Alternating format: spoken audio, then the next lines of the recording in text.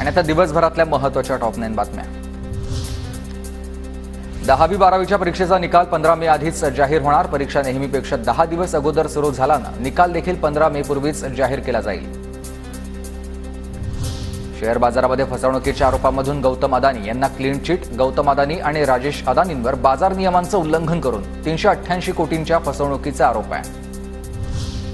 Underworld don Dawood इब्राहिमचा भाई इक्बाल कासकरच्या ड्रायव्हरच्या हत्या प्रकरणातून गँगस्टर छोटा राजांची निर्दोष मुक्तता।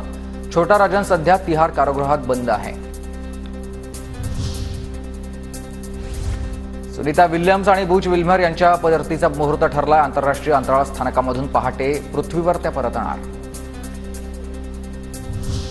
राज्यातील द्राक्ष उत्पादनात पट्ट्यामध्ये द्राक्ष उत्पादनात सरासरी 35 ते 40% घट।